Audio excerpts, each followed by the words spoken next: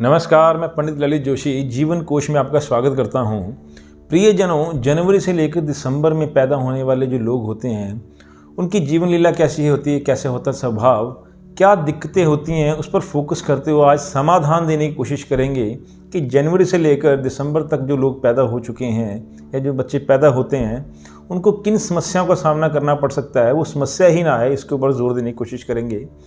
प्रियजनों, भारतीय पद्धति के हिसाब से हमारे जो सूर्यदेव हैं उनका सबसे ज़्यादा प्रभाव हमारे शरीर पर होता है, जैसे चंद्रमा का प्रभाव हमारे मन पर होता है। तो सभी कार्य हमने शरीर से करने होते हैं। सुंदरता से लेकर जोर आजमाइश तक के सारे कृत्य हमारा शरीर ही आगे होकर करता है।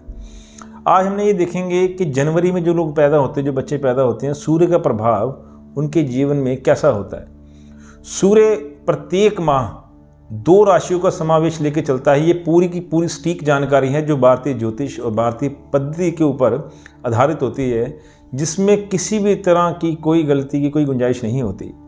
जनवरी के जो पहले दिन 15 होते हैं उनमें जो बच्चे पैदा होते हैं, वो मेल हो चाहे फीमेल हो, उनका स्वभाव थोड़ा उग्र रहता है क्योंकि वो सूर्य के धनु राशि के प्रभाव में रहते हैं, जिसके कारण उनके अंदर चंचलता भी होती है और थोड़ी सी उग्र स्वभाव, उग्रवाणी भी होती है।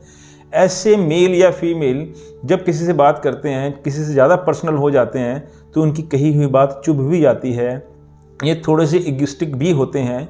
ऊंचे पद पर जाकर भी इनकी ईगो इनका साथ नहीं छोड़ती। यही कारण होता है कि ओवर एक्सेस जो इनकी इगोइस्टिक पावर होती है, उसके कारण ये लोगों से कट भी जाते हैं।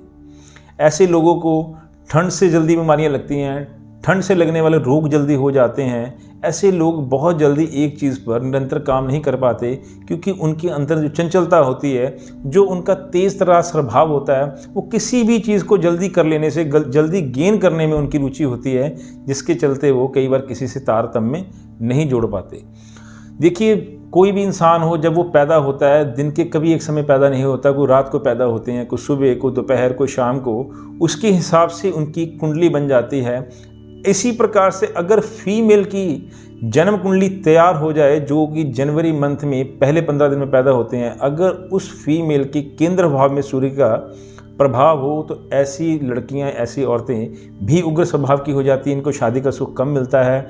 आफ्टर मैरिज इनको बड़ी दिक्कत आती है। पति से मतभेद रहता है, वे अपने गुस्से के कारण तकरार अक्सर होती रहती है। और जो लोग जनवरी के एंडिंग डेज में यानी कि आखिरी 15 दिन में पैदा होते हैं, उनमें लेजीनेस कई बार आ जाती है। इंटेलिजेंट बहुत होते हैं, मगर लेजीनेस होने के कारण, किसी भी काम को डिले करने के कारण उनके काम अक्सर अटक जाते हैं और वो डिप्रेशन का शिकार भी हो जाते हैं। अब आपको करना क्या चाहिए? जो बेबी जनवरी में बॉर्न पहले के 15 दिन में होते हैं, उनको अपने क्रोधी स्वभाव को काबू करने के लिए चांदी धारण करनी चाहिए, सफ़ेद कपड़े धारण करने चाहिए, काले नीले कपड़ों का प्रयोग और लाल कपड़ों का प्रयोग भी नहीं करना चाहिए। और ऐसे बच्चों को, मेल हो चाहे फीमेल हो, उनको संडे और ट्यूसडे यानी कि रविवार और मंगलवार को दही चावल का सेवन अगर करते हैं, तो कहा जाता है कि अगर मनोस्थिति बदल जाए तो परिस्थिति अपने आप ही बदल जाती है। तो आपकी परिस्थिति बदल जाएगी। जिन कामों में आपको सफलता नहीं मिलती, अड़चने आती हैं, वो नहीं होगी। आपका स्वभाव में बदलाव आएगा, जिससे लोग आपसे जुड़ेंगे और आपको बिजनेस व्यापार भी मिलेगा।